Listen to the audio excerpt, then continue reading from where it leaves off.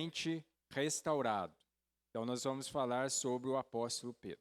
Antes de nós iniciarmos aqui a nossa leitura, lembrando os irmãos o seguinte, nós vamos passar então toda a lição, né, até mesmo para os nossos irmãos e irmãs que nos acompanham aí pela internet, e as dúvidas que surgirem, né, que você tiver aí as suas dúvidas, encerrando a nossa transmissão, melhor dizendo, aí então nós vamos dedicar aqui mais alguns minutos aqui para tirarmos as dúvidas dos irmãos e das irmãs que estão presentes aqui conosco, ok? Então vamos lá então. Evangelho de Lucas, capítulo 22, versículo 31 até o versículo 34 nos diz assim: Simão, Simão, eis que Satanás vos reclamou para vos peneirar como trigo. Eu, porém, roguei por ti para que a tua fé não desfaleça. Tu, pois, quando te converteres, fortalece os teus irmãos. Ele, porém, respondeu: Senhor, estou pronto a ir contigo, tanto para a prisão como para a morte. Mas Jesus lhe disse: Afirmo-te, Pedro, que hoje 3 vezes negarás que me conhece, antes que o galo cante. Agora, versículo de número 54 até o versículo de número 62. Diz assim: Então, prendendo-o, levaram e o introduziram na casa do sumo sacerdote. Pedro seguia de longe. E quando acenderam o fogo no meio do pátio e juntos se assentaram, Pedro tomou lugar entre eles. Entre mentes, uma criada, vendo-o assentado perto do fogo, fitando-o, disse: Este também estava com ele. Mas Pedro negava, dizendo: Mulher, não o conheço. Pouco depois, vendo outro, disse também: Tu és dos tais. Pedro, porém, protestava: Homem, não sou. E tendo passado cerca de 1 hora, outro afirmava, dizendo: Também este verdadeiramente estava com ele, porque também é galileu. Mas Pedro insistia: Homem, não compreendo o que dizes. E logo estando ele ainda a falar, cantou o galo. Então, voltando-se o Senhor, fixou os olhos em Pedro. E Pedro se lembrou da palavra do Senhor, como lhe dissera: Hoje 3 vezes me negarás antes de cantar o galo. Então, Pedro, saindo dali, chorou amargamente.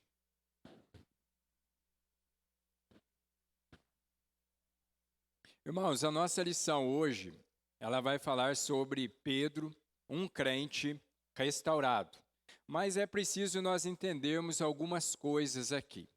Por exemplo, Simão, ou Cefas, ele era pescador e ele foi chamado por Jesus para ser um dos seus apóstolos. Nós podemos ver isso, por exemplo, em João capítulo 1, versículo 42. Ele foi o líder dos apóstolos. Ele foi líder dos apóstolos, uma testemunha ocular tanto do sofrimento de Jesus, como nós podemos ver, por exemplo, em 1 Pedro, capítulo 5, versículo 1. E uma das colunas da igreja cristã primitiva. Pedro é um dos cristãos, né? Daqueles que são considerados as colunas da igreja de Cristo.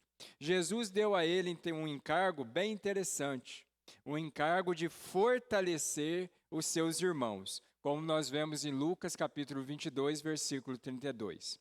E de apacentar também as suas ovelhas. João capítulo 21, do versículo 15 até o versículo de número 17. Pedro foi um pregador cheio do Espírito Santo. Foi um escritor inspirado por Deus e um pastor amoroso à semelhança de Jesus. Então nós vemos aqui, olha, alguém que foi um pregador cheio do Espírito Santo, um escritor inspirado por Deus e um pastor amoroso à semelhança de Jesus. Quando nós pensamos nisso, Pedro é um dos personagens bíblicos mais admirados e que mais parece conosco. Se tem alguém que nós nos identificamos muito com ele, é Pedro. Todos temos um pouco, né, do temperamento e das atitudes de Pedro. Ele é um exemplo de crente que caiu, mas foi restaurado. Pedro é o exemplo de um crente que caiu, mas foi restaurado. Então, nessa manhã, nós vamos estudar a vida do apóstolo Pedro com o propósito de trazer esperança para aqueles que permanecem caídos e também para motivar a igreja a buscar esses irmãos. Então, o objetivo nosso é fortalecer a igreja, mas também lembrar que esses irmãos e irmãs que estão longe do caminho do Senhor, nós precisamos orar por eles. E quando nós tivermos a oportunidade, nós devemos sim tentar trazê-los de volta. Pedro é um exemplo de alguém que caiu, mas foi restaurado. Então, nós vamos estudar isso nessa manhã. E a primeira coisa que nós precisamos entender, então, é os passos que conduzem os crentes à queda. Irmãos, nenhuma queda ela acontece do dia para a noite. Ninguém amanhece assim e fala assim, hoje eu não quero mais saber de igreja, hoje eu não quero mais ser crente, eu quero largar a mão, eu quero abandonar tudo. Não é assim. Quando nós observamos, nós podemos ver que é um passo de cada vez. Então, a primeira coisa que nós vamos ver nesse processo de um crente restaurado, nós vamos ver os passos que conduzem os crentes à queda. E aí, de forma generalizada, há 4 grupos de crentes hoje. Tá certo que se a gente for estudar um pouco mais, se a gente for aprimorar um pouco mais, nós vamos encontrar muito mais grupos. Mas nessa manhã, nós vamos concentrar em 4. Até mesmo que o autor da revista aqui nos ajuda. Primeiro grupo, os comprometidos com Deus e com a igreja. São aqueles crentes que nós falamos que são os crentes genuínos, são os crentes verdadeiros. É gente crente que serve a Deus com amor e dedicação. Então, o primeiro grupo que nós temos são esses. Gente crente que serve a Deus com amor e dedicação. Ou seja, os comprometidos com Deus e com a igreja. O segundo grupo são os que são comprometidos com Deus e impedidos de ir à igreja. Então, nós temos aqueles que são comprometidos com Deus, mas são impedidos de ir à igreja. Para nós, agora, nós entendemos bem o que é isso. Por exemplo, nós temos vários irmãos e irmãs que são comprometidos com Deus, mas estão impedidos de vir à igreja. Todos aqueles que têm 61 anos estão impedidos de vir à igreja. Impedidos por quê? Por causa dessa pandemia que nós estamos vivendo. Mas nós lembramos também em outros lugares, em outros países onde há perseguição, que eles não podem ir à igreja, mas são homens e mulheres comprometidos com Deus. Então nós precisamos entender isso. São aquelas pessoas que são comprometidos com Deus, mas que estão impedidos de vir à igreja. Mas aí nós temos o terceiro grupo. O terceiro grupo são aqueles que estão longe de Deus e frequentando e trabalhando na igreja. Irmãos, aqui é interessante nós notarmos isso. As pessoas estão longe de Deus, mas elas estão na igreja, frequentando e trabalhando. São aquelas pessoas que fazem as coisas, mas o coração não está em Deus. São aquelas pessoas que fazem as coisas para elas, mas não fazem para Deus. Por isso que nós encontramos tantas picuinhas, nós encontramos tantas coisas dentro da igreja. Às vezes você vê as pessoas que só servem, que só estão na igreja quando ela tem cargo. Você tirou o cargo dela, ela deixa de vir à igreja. Tem uma frase que eu concordo com ela desde que coloque uma vírgula e acrescente algo mais. A frase é assim: se você quer conhecer verdadeiramente alguém, dê poder para ela. Eu concordo com essa frase. Desde que você coloque uma vírgula também e acrescente. Se você quer conhecer verdadeiramente a pessoa também, tire o poder dela. Nós conhecemos as pessoas quando a gente dá poder, mas nós conhecemos principalmente as pessoas quando elas saem do poder. E aqui é esse grupo. São aquelas pessoas que estão longe de Deus, mas que estão frequentando e trabalhando na igreja. Por isso que quando você afasta, quando as pessoas saem, do cargo, elas desaparecem da igreja. O compromisso nunca foi com o dono da igreja. Então nós temos esse terceiro grupo. E temos também um quarto grupo, que aí os que estão longe de Deus e da igreja. São aqueles que estão longe de Deus e da igreja. O pessoal deu um nome aí para esse grupo, São os desigrejados. Eu não concordo muito, não. Mas, para mim, eu concordo com o que está aqui. Esse grupo são os que estão longe de Deus e da igreja.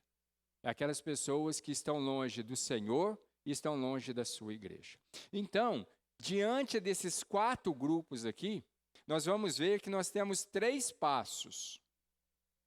3 passos que conduzem o crente à queda. E o primeiro passo que vai nos conduzir à queda é o seguinte: soberba.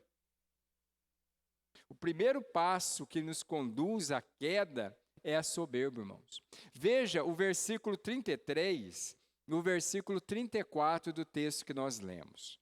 Diz assim: ele, porém, respondeu: Senhor, estou pronto a ir contigo, tanto para a prisão como para a morte. Mas Jesus lhe disse: afirmo-te, Pedro, que hoje 3 vezes negarás que me conheces, antes que o galo cante.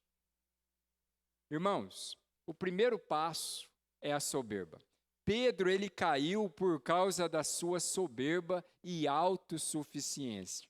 Ele se achava melhor do que os outros discípulos. Ele se achava o mais crente, o mais fiel a Jesus. Ele diz para Jesus, num ato de soberba: eu estou pronto a ir contigo para a prisão como para a morte. O seu orgulho cegou a sua compreensão e o levou a prometer algo que jamais ele cumpriria. A cruz era exclusividade de Jesus. Pedro fala: eu estou pronto a ser crucificado contigo. Eu estou pronto a ir para a prisão contigo. Isso depois do que Jesus já tinha dito para ele: Simão, Simão, eis que Satanás vos reclamou para vos peneirar como trigo. Eu, porém, roguei por ti para que a tua fé não desfaleça. Tu, pois, quando te converteres, fortalece os teus irmãos. Para mim, irmãos, eu não tenho dúvida. Pedro aqui é alguém que está andando com Jesus até esse momento. Pedro é alguém que está trabalhando com Jesus, mas Pedro é alguém ainda que não entendeu que Jesus Cristo é Senhor e Salvador. Por isso que Jesus fala para ele: quando tu te converteres. A soberba está tomando conta do coração desse homem. Mesmo diante da palavra de Jesus, ele vem e fala assim: que é isso, Senhor? O Senhor está errado. Eu estou pronto a ir com o Senhor para a cruz e até a morte, para a prisão. Nós precisamos tomar cuidado, irmãos e irmãs, com a soberba. A soberba é o primeiro passo. Tome cuidado e considere o que a Bíblia diz. Olha só, 1 Coríntios capítulo 10, versículo 12, diz assim, a soberba precede a ruína. A soberba precede a ruína. Jamais diga: isso nunca acontecerá comigo. Sabe por quê? Porque Deus resiste ao soberbo, porém dá graça abundante para os humildes. Irmãos, como diz o apóstolo Paulo, aquele que está em pé, aquele que pensa estar em pé, veja que não caia. A soberba me leva a não vigiar. A soberba me leva a achar que eu sou melhor do que todos. A soberba me leva a achar, por exemplo, que todo mundo todo mundo pode fazer, mas eu não. Isso pode acontecer com todo mundo, mas comigo não. Por isso a palavra de Deus nos adverte. Aquele que pensa estar em pé, veja que não caia. Eu me lembro de ler um livro onde o autor falava sobre estratégias, né, de combate. E eu lembro que ele dizia o seguinte, que o dia em que nós mais devemos vigiar não é o dia depois de uma derrota, e sim o dia depois de uma grande vitória. O dia depois da grande vitória não é hora de celebrar, mas é hora de reforçar os flancos. É hora de estar preparado para a investida do inimigo novamente. Não é hora de relaxar, mas é hora de vigiar. Por isso, irmãos e irmãs, muito cuidado com a soberba. O pecado, ele destrói o homem, né? Ele destrói o homem e destrói mesmo, por completo. Por completo. Nós precisamos entender isso. Nós precisamos entender que o pecado destrói e soberba é pecado. Por isso a palavra de Deus diz para nós que o salário do pecado é a morte. Então, vigie, cuidado com esse passo. O segundo passo que nós temos é distanciamento de Jesus. Veja bem, nós temos aqui alguém que é soberbo. Agora também, por incrível que pareça, nós vamos ver alguém que está o quê? Que está longe de Jesus. Alguém que distanciou de Jesus. Veja comigo agora o versículo de número 54. Então, prendendo-o, o levaram e o introduziram na casa do sumo sacerdote. Quem que prenderam? Prenderam Jesus.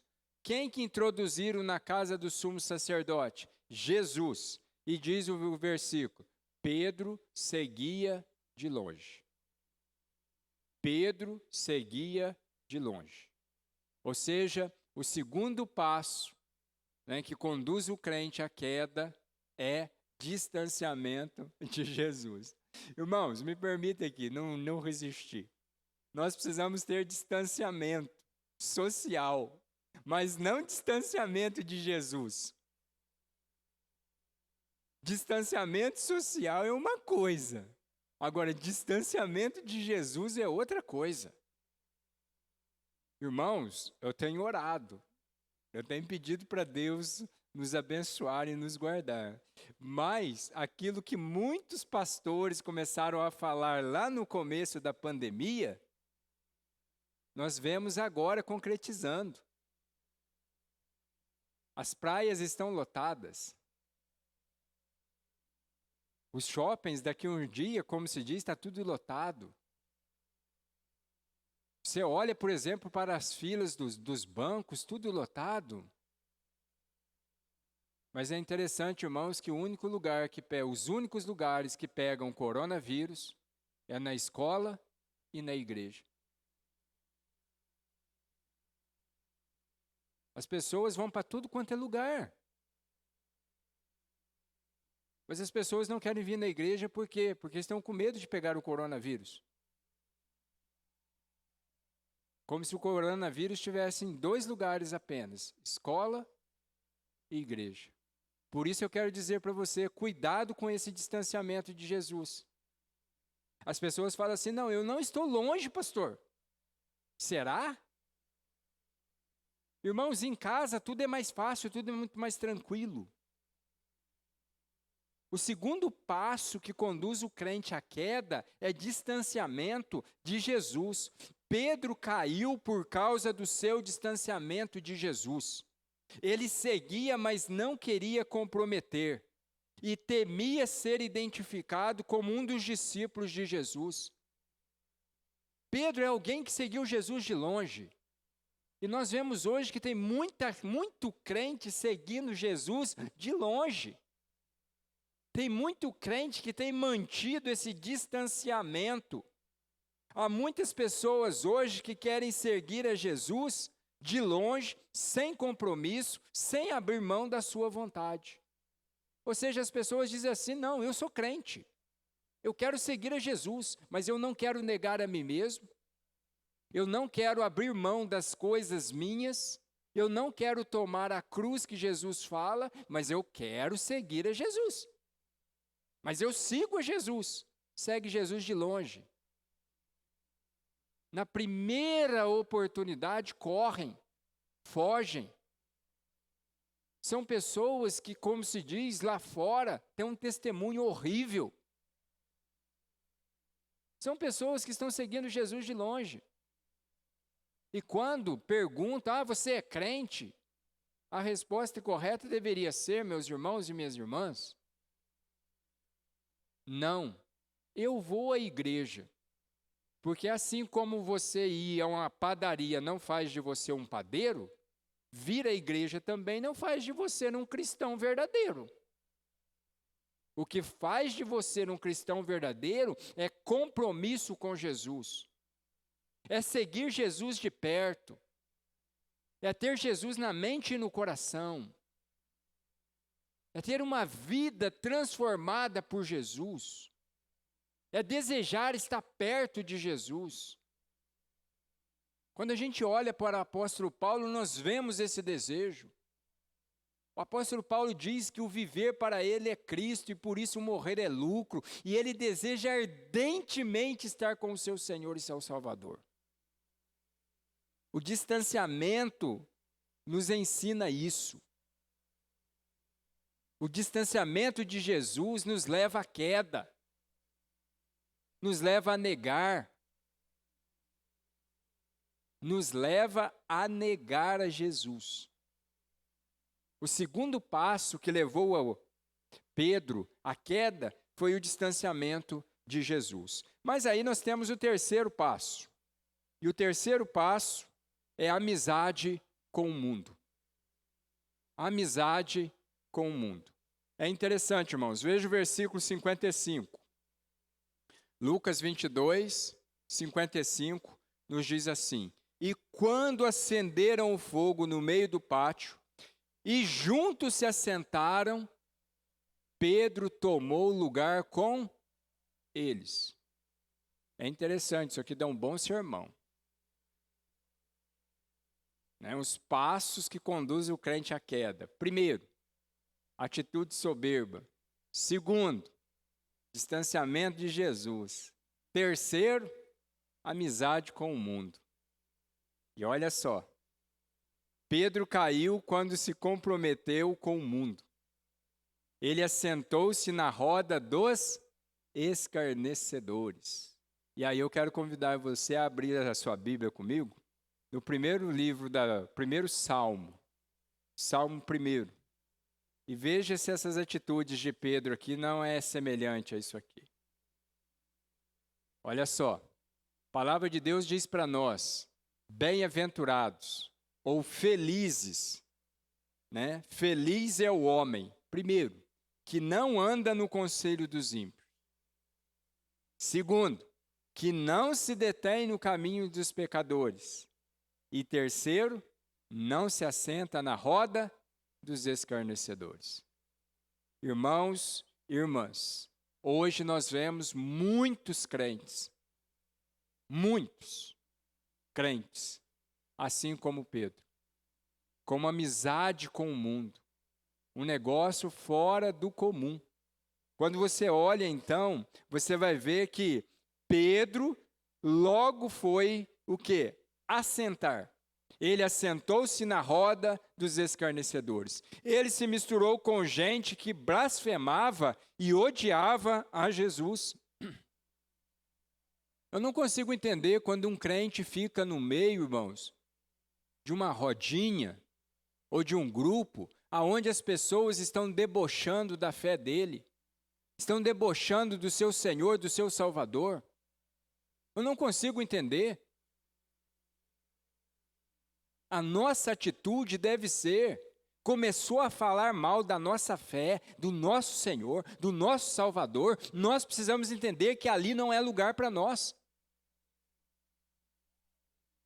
Mas os crentes às vezes têm medo, fica com receio, porque são meus amigos. O verdadeiro amigo te respeita, o verdadeiro amigo respeita a sua fé, o verdadeiro amigo respeita o seu conhecimento a respeito de Jesus como Senhor e Salvador. Nós precisamos entender isso. Ter amizade com pessoas que não têm a mesma fé que você não é errado. Mas errado é quando você assenta com eles e eles começam a falar mal da sua fé, da sua igreja, do seu Senhor, do seu Salvador, e você fica ali assentado e concordando. Eu estava assistindo um programa esportivo, e aí chamaram ali um jogador, e o jogador ali estava ali, o jogador já aposentado. Ele estava ali naquela conversa e, de repente, o apresentador começou a falar mal do último clube que ele jogou. Ele simplesmente chegou e disse assim: eu peço licença, mas eu estou me retirando. O apresentador, mas por quê? Ele falou, porque foi essa instituição que eu defendi, que eu conheço, e eu sei, e eu não aceito falar mal dela. Levantou e saiu. Agora nós estamos falando de uma instituição esportiva. Agora muitas vezes as pessoas estão falando da nossa fé. As pessoas começam a brincar com a nossa fé. As pessoas às vezes chegam para nós e falam assim, é crentinho, não sou crentinho não, filho, eu sou cristão. Você respeita a minha fé. Não queria. Então, se você não queria dizer, você acabou de dizer. Como dizia meu velho e bom pai, respeito é bom e nós gostamos. Nós precisamos entender isso, irmãos. Cuidado com essa amizade com o mundo. A palavra de Deus diz que aqueles que querem ser amigos do mundo não podem servir a Deus. Não pode andar de acordo com a vontade de Deus. Porque o mundo vai numa linha, nós vamos na outra. O mundo vai nessa mão e nós vamos na contramão. Lembre-se. Ter amizade com pessoas que não têm a mesma fé que você não é errado. Errado é quando elas falam mal da sua fé, falam mal do seu Senhor, falam mal do seu Salvador e você não tem coragem para levantar e sair. Por isso que eu sempre falo aqui para os irmãos e irmãs, na sua casa é a sua casa. Se eu for à sua casa, eu respeito tudo que você vai fazer ali. Mas a minha casa é a minha casa. Como diz os nossos irmãos, su casa, mi casa. A sua casa é a sua casa, a minha casa é a minha casa. Agora tem gente que abre a geladeira do crente e enche lá. A pessoa já chega com uns fardos. Isso quando é só fardo, né? O duro quando não vem a velho barreiro, né? E 51. Irmãos, é a tua casa. É a tua fé. É o seu testemunho. Por isso, cuidado com as amizades com o mundo. Cuidado. Em 96,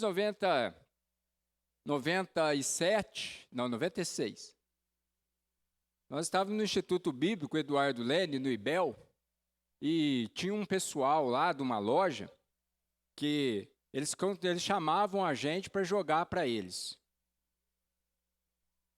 E eles me chamaram umas 3 vezes. E eu fui, as 3 vezes. Eu e mais 3 colegas. E era tão interessante que eles pegavam um zagueiro, um meio de campo, um lateral e um atacante. A gente ia. Chegava ali, tinha lá os churrascos.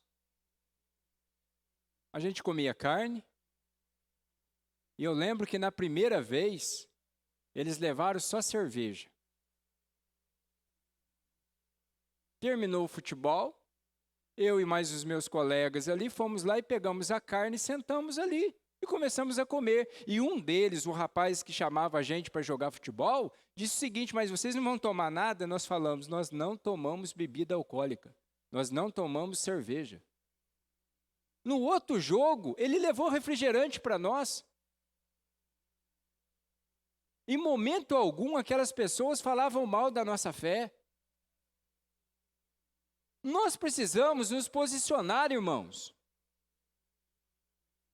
As pessoas respeitam a nossa fé a partir do momento que nós posicionamos. Por isso que eu sempre aprendi isso e guardei isso. Quando eu vou à casa de alguém, eu entendo, lá é a lei dele, é a regra dele. Eu respeito, mas o meu respeito não pode me levar, por exemplo, a aceitar aquilo que ele me oferece. Se ele me oferecer bebida alcoólica, eu não vou beber. É o que o apóstolo Paulo fala. Vai oferecer carne sacrificada a você? Se você sabe, o que você vai fazer? Não coma. Nós precisamos posicionar. Cuidado com a amizade do mundo. Os seus amigos, as suas amigas estão de olho no seu testemunho. Por isso, cuidado com esse passo. Pedro teve amizade com o mundo. Interessante, né? Viu a fogueira, não resistiu. Sentou com eles. Então, primeiro aí, os passos. Segunda coisa agora, a queda de Pedro e as consequências. Ou seja, né, a fogueirinha lá e o apóstolo Pedro, aquele que está falando assim, é ele mesmo. Tá? Aí. Então, a queda e as suas consequências. Primeira coisa que nós precisamos entender. A queda aconteceu. Ele negou Jesus diante de todos. E não foi uma vez, mas foram 3 vezes.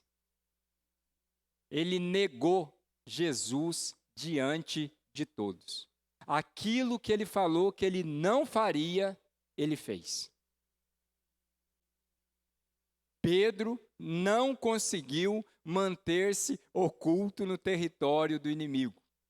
Logo ele foi identificado, irmãos, como um seguidor de Cristo. E quando interpelado por uma criada, ele negou diante de todos, dizendo, olha só, que tristeza, não sei o que dizes. Não sei do que você está falando. Isso não soa familiar para a gente quando alguém fala, olha, eu te conheço, hein, eu sei, você é crente. Não sei do que você está falando. Mas não para por aí, né? Não o conheço e nem compreendo o que dizes. Você pode ver isso em Marcos capítulo 14, versículo 68. Pedro negou a sua fé diante de todos, pois se tornou uma presa fácil do inimigo. Pedro praguejou e jurou que não conhecia a Jesus. O homem que, poucas horas atrás, disse que jamais o negaria, que estava pronto a ir para a cruz com ele e ir para a prisão com ele. É o mesmo cara que acabou de praguejar e jurar que não conhece a Jesus. A queda aconteceu. Ele negou Jesus diante de todos. E quando nós negamos a Jesus, irmãos, as consequências vêm. E quais foram, então, as consequências sobre a vida de Pedro? Nós podemos ver aqui algumas. Primeiro, humilhação. A primeira consequência da queda é humilhação. A primeira consequência é humilhação. Nós não podemos esquecer disso. Irmãos, Pedro foi humilhado. E Pedro foi humilhado 3 vezes. 3 vezes as pessoas falaram para ele: você anda com Jesus, você conhece Jesus, você é seguidor daquele homem. O que as pessoas estão dizendo é o seguinte: você é mentiroso, você é medroso, você é covarde. As pessoas estão falando isso para Pedro. Aquele homem que era, o que se achava melhor do que todo mundo, está escondendo agora, está praguejando, está negando, é humilhado. Mas uma outra coisa, tristeza. Pensa. E essa tristeza acontece, sabe quando, irmãos? Quando a gente fica sozinho. É quando a gente chega em casa. É quando a gente está a sós com Deus. E Deus fala no nosso coração e na nossa mente: puxa vida, você me negou hoje.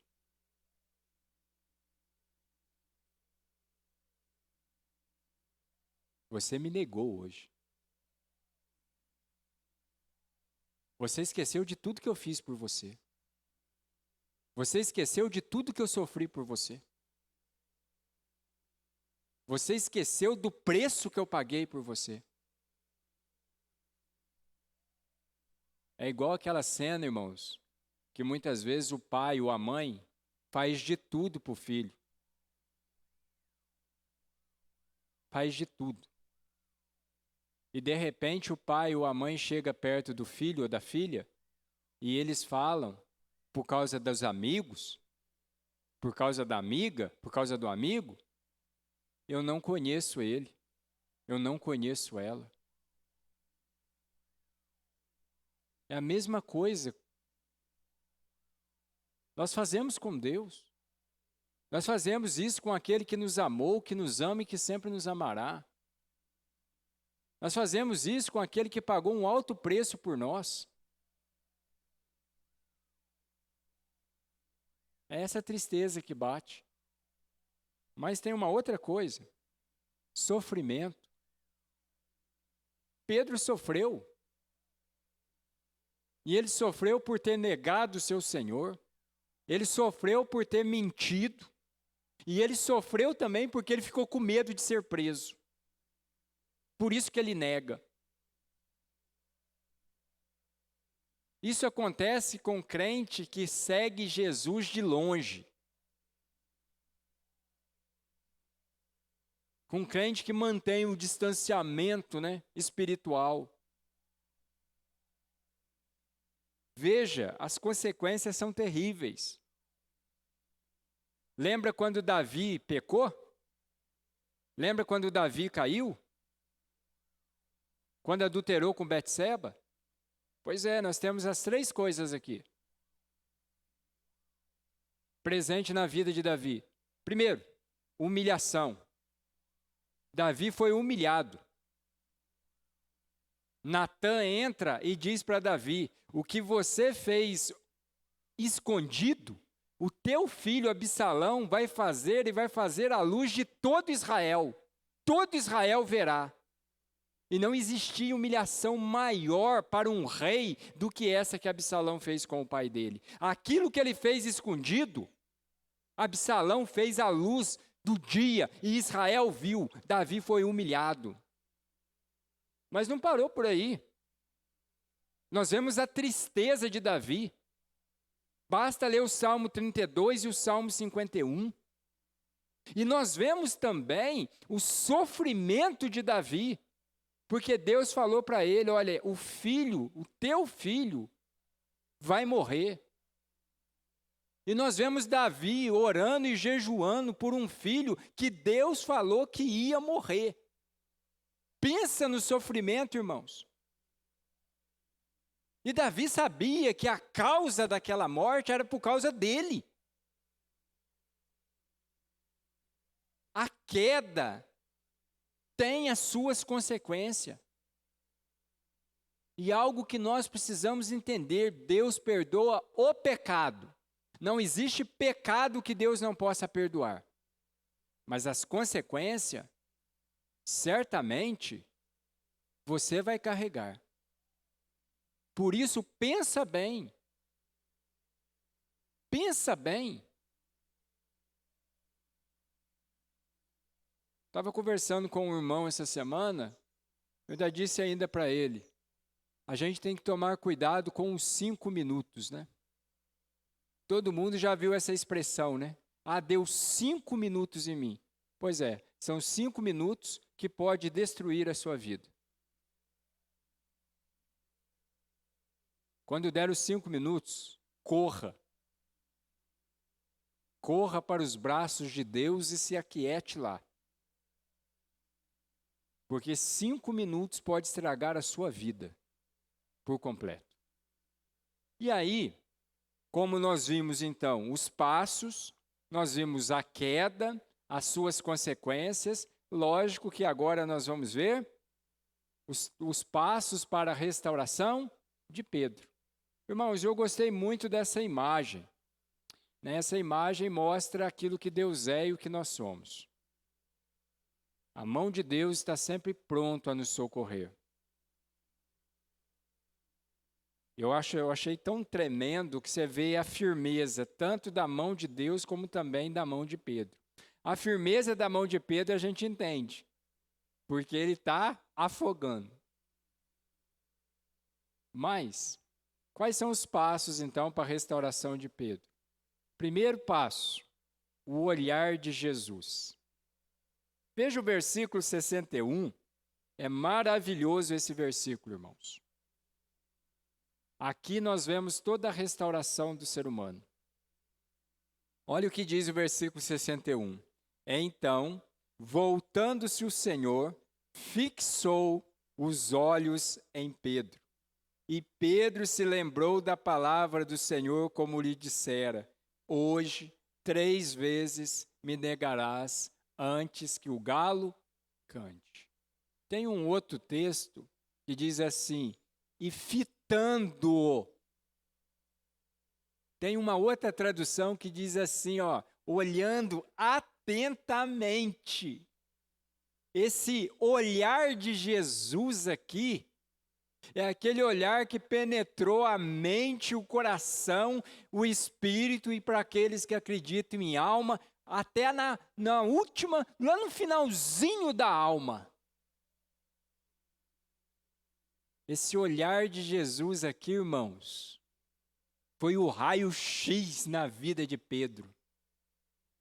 Então, a primeira coisa é esse olhar de Jesus. E quando Jesus olha para Pedro, Jesus revela 3 coisas. 3 coisas que Jesus revela. Segura aí para mim, tá, Edson?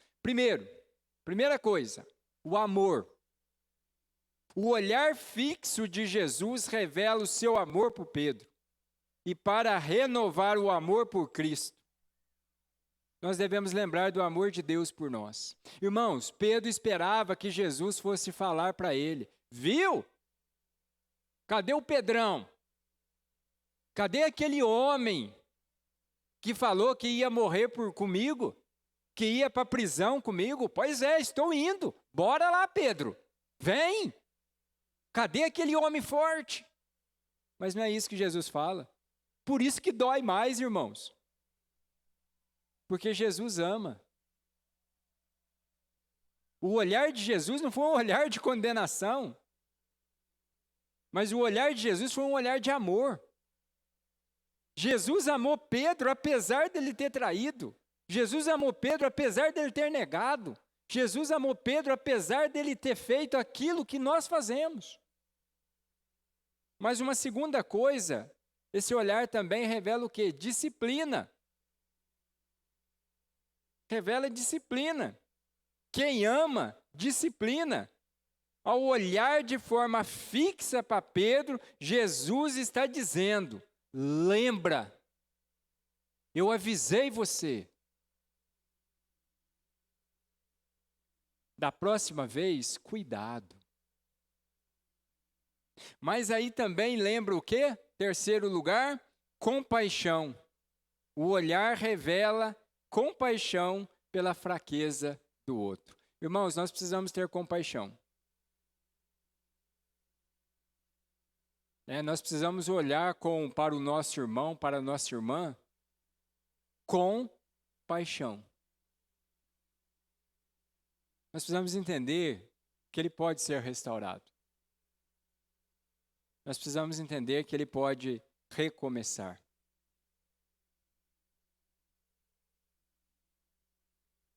Tem um comentarista, eu gosto muito dele, ele chama Warren Wiersbe. Ele diz que o canto do galo encorajou Pedro de 3 maneiras.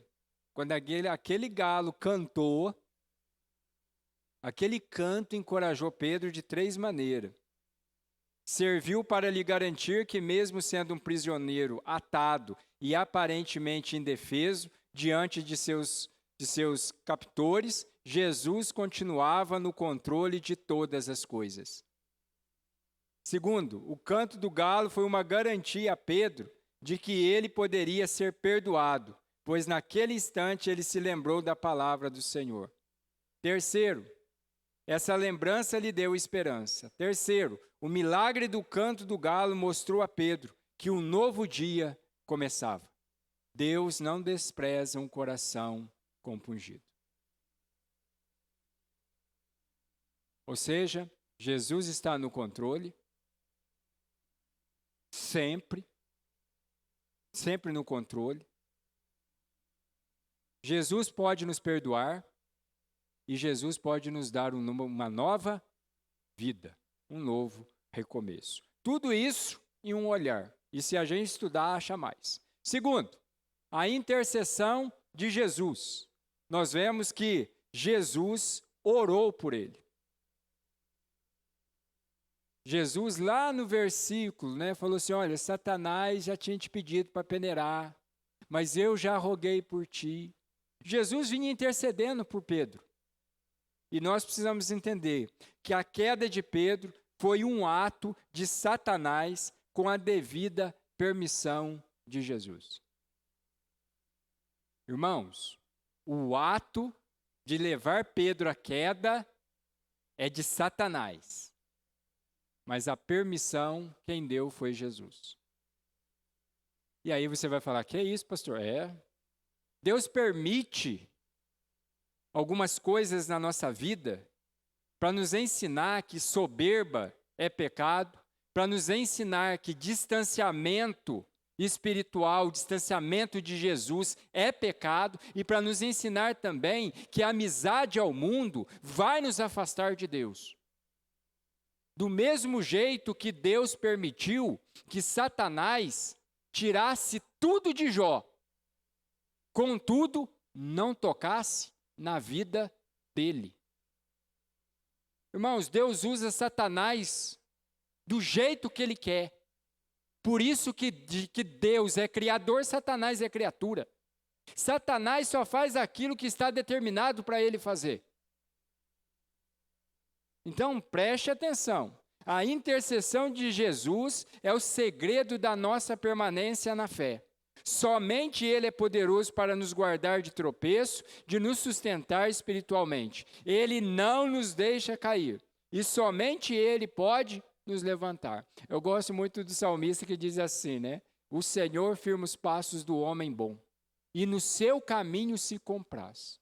Se cair, não ficará prostrado. O Senhor o segura pela mão. Eu guardei isso porque a gente cantava isso lá na igreja presbiteriana de Cristina.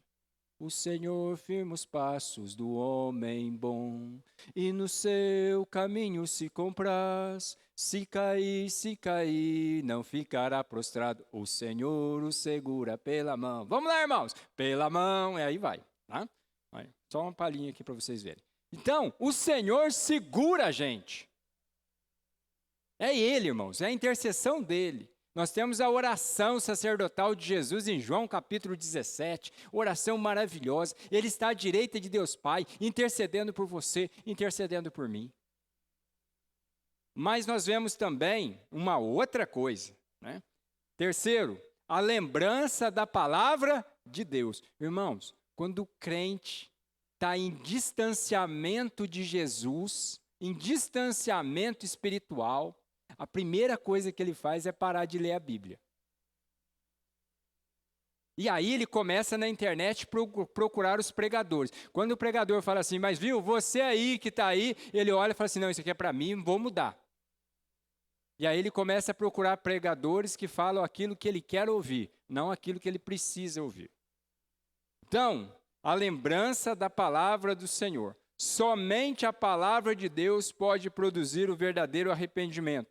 Somente ela é poderosa para nos penetrar, discernir e restaurar. Por isso, quando Paulo escreve para Timóteo, no capítulo 3, fala, olha, toda a escritura de Deus ela é inspirada, ela é útil. Ela é útil para a repreensão, para a correção. Irmãos, é a palavra de Deus. E no versículo 61, você vê o seguinte, ó, e Pedro se lembrou da palavra do Senhor. Ele lembrou do que Jesus tinha dito.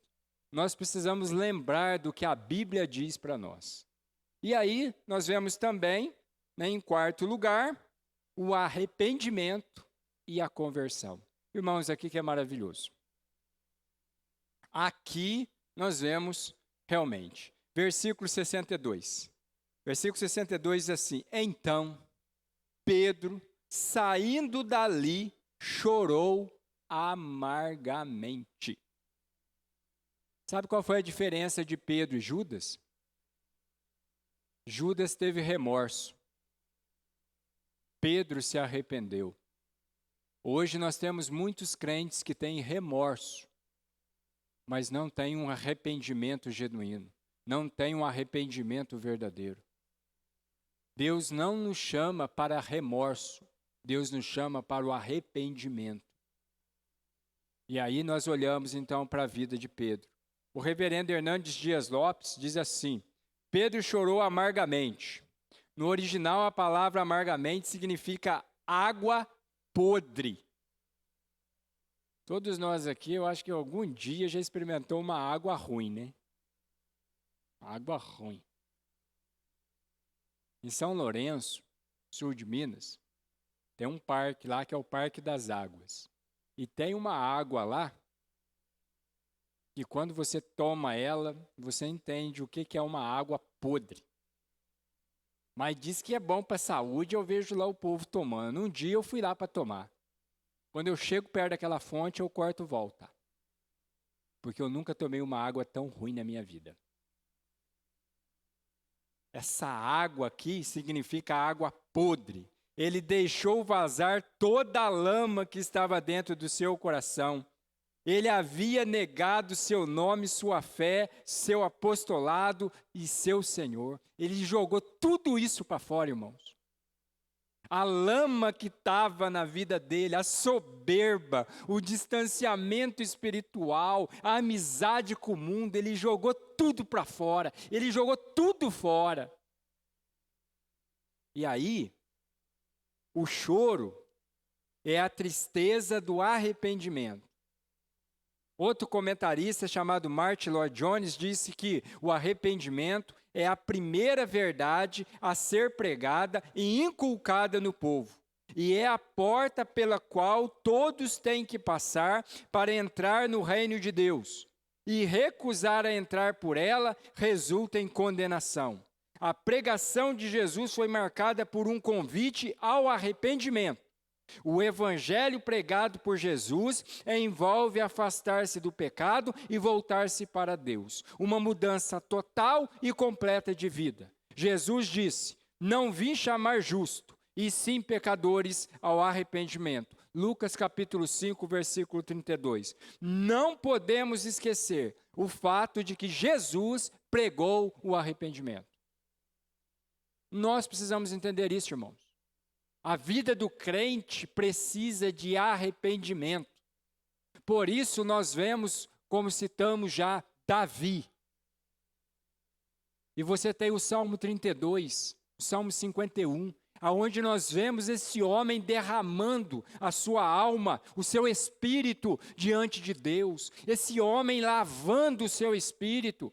esse homem jogando para fora toda aquela lama, e ele vem com um pedido e diz assim: cria em mim, ó Deus, um coração puro, e renova dentro de mim um espírito inabalável.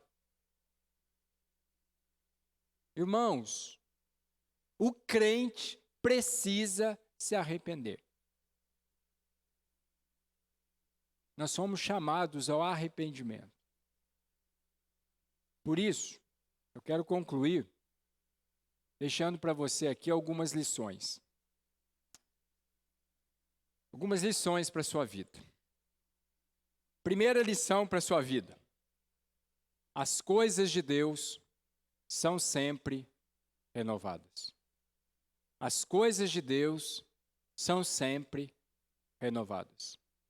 Quem conhece aqui a nossa igreja, os irmãos já notaram que nós temos 2 árvores aqui, né? Aqui nos vasos. Né? Vasos que a nossa irmã Andréia, lá do Rio, doou para a gente há um tempo atrás, né? Esses vasos bonitos. Tem uma árvore ali, que fica aqui à minha esquerda, eu chamo ela de brasileirinha, porque ela é brasileira mesmo. Ela é verde e amarela. Mas, irmãos, quando chega no inverno, ela fica sem nenhuma folha. Às vezes as pessoas passam ali e falam: olha que árvore feia. Será que não morreu? Essa é da minha esquerda aqui. Da minha direita, nós temos aqui, eu acho que, como é que chama aquela árvore lá? Eu acho que é primavera, né? Chama primavera. Essa árvore estava no fundo da nossa igreja, a gente fazendo uma reforma, e aí eu com o Basílio pegamos essa árvore, trouxemos com muito peso ali a árvore, colocamos aqui na frente, e a nossa ideia era jogar essa árvore fora. Porque para nós, ela já estava seca, estava acabada. Só que quando a gente foi mexer com ela para levar, a gente viu que tinha alguns galhos que estavam verdes. E aí eu disse então para o Basílio: vamos deixar a árvore aqui, vamos cuidar dela. A Andréia trouxe os vasos, nós colocamos dentro, e é interessante, ela chega a ficar sem nenhuma folha também. Nós achamos que tudo acabou, mas não acabou. Os irmãos que estão aqui podem notar. Você vai sair, você vai ver que a árvore está verde e amarela. Você vai sair, você vai ver que a primavera está lotando de flor aqui. Ou seja, nós precisamos entender, irmãos e irmãs, que as coisas de Deus são sempre renovadas. A nossa vida pode ser renovada. A nossa vida pode ser transformada. Nós não podemos esquecer que as misericórdias do Senhor são a causa de não sermos consumidos. Por quê? Porque elas se renovam a cada manhã. O choro pode durar uma noite, mas a alegria vem pela manhã. Nós precisamos entender que o povo de Deus, as coisas de Deus, são sempre renovadas. Por isso o crente não vive chorando, irmãos. Por isso que o crente não vive no quarto escuro. Por isso que o crente não vive lamentando. Nós temos um Senhor, nós temos um Salvador, nós temos alguém que vai à nossa frente, nós temos alguém que vai ao nosso lado, nós temos alguém que vai dentro de nós. Esse é o nosso Deus. É esse que promete renovar a nossa vida, renovar a nossa fé, renovar o nosso amor, renovar a nossa esperança, renovar a nossa certeza da salvação em Cristo Jesus. Mas uma outra lição também importante é que as pessoas de Deus sempre recomeçam. Sempre recomeçam. Irmãos, pelo menos em uma área da nossa vida, nós vamos ter que recomeçar. Alguém já disse que errar é humano, eu concordo, mas permanecer no erro é burrice. Continuar a insistir com aquilo que Deus está falando que não é burrice.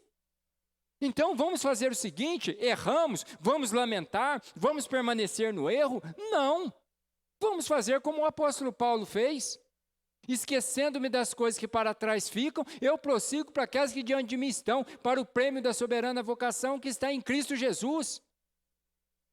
Irmãos, o passado passou, não volta mais. Enterra ele, joga fora e renova, recomeça. Nós precisamos recomeçar sempre.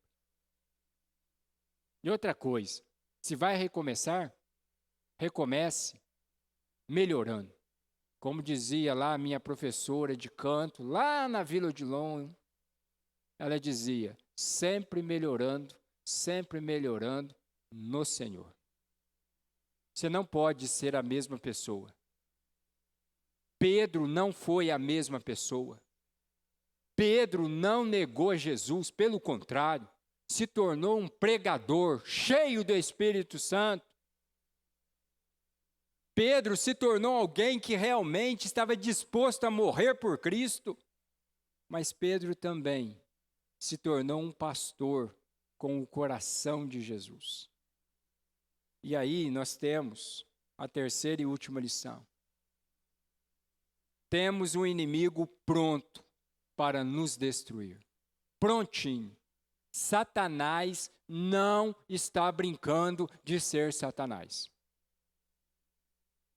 Billy Graham já dizia que quando o crente quer afastar de Deus, quer navegar nas águas do mundo, Satanás sempre tem um barco pronto à sua espera. Satanás é atirador de elite, ele não erra. Mas para ele acertar você, você precisa da brecha. Por isso a palavra de Deus diz que nós não devemos dar brecha ao inimigo. Nós devemos vigiar, nós devemos orar. E olha só, irmãos, o que o autor da revista nos diz aqui a respeito de Satanás. Ele diz o seguinte, olha, temos um adversário pronto a nos destruir. Ele é presunçoso. Jó capítulo 1, versículo 6. Ele é orgulhoso. 1 Timóteo capítulo 3, versículo 6. Ele é poderoso, não como Jesus, tá? Não como Jesus. Efésios 6:12, ele é perverso. 1 João capítulo 2, versículo 13, ele é maligno. Jó capítulo 1, versículo 9, ele é enganador. 2 Coríntios capítulo 11, versículo 14, ele é cruel. Lucas capítulo 8, versículo 29, e para terminar, ele é covarde. Tiago capítulo 4, versículo 7. E sem falar que ele também é um caçador. Ele está caçando aqueles que estão em distanciamento espiritual. Ele está caçando aqueles que estão com o coração soberbo. Ele está caçando aqueles que são amigos do mundo. Ele está caçando e certamente ele terá triunfo. Mas para aqueles que conhecem a Jesus, que amam a Jesus, que seguem a Jesus, que são comprometidos com Deus e com a sua igreja, essas pessoas, ele não tem vitória. Ele não alcança. Como o nosso próprio Deus nos diz, ele nos colocou nas palmas das suas mãos. Ele nos fechou. E daqui, ele diz, ninguém pode tirar. Esse é o nosso Deus. Então, lembre-se, as coisas de Deus são sempre renovadas. O choro pode durar uma noite, mas a alegria vem pela manhã. As pessoas de Deus sempre recomeçam, esquecendo das coisas que para trás ficam. Eu prossigo para aquelas que diante de mim estão, para o prêmio da soberana vocação em Cristo Jesus. Nós temos um inimigo pronto a nos destruir. Como disse o Senhor Jesus, ele veio para matar, roubar e destruir. Mas nós temos um Deus que cuida de nós. A esse Deus seja toda a honra, toda a glória e todo o louvor. Vamos orar então, irmãos? Senhor, te agradecemos, ó Deus, por esta manhã.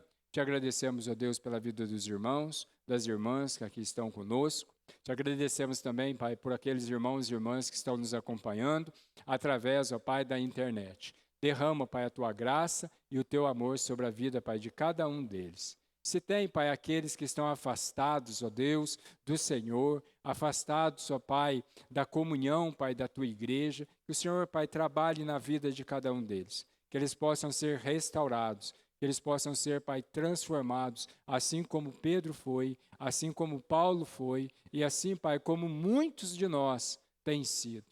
Por isso nós te louvamos, nós te agradecemos, em nome de Jesus. Amém. Irmãos, encerrando aqui para o pessoal da internet, eu quero lhe dizer o seguinte, que Deus possa abençoar a sua vida, que você possa ter um excelente domingo, lembrando que o nosso encontro hoje será às 20 horas, e lembre-se, Deus sempre tem uma palavra para o seu coração. Deus te abençoe, um bom domingo a você.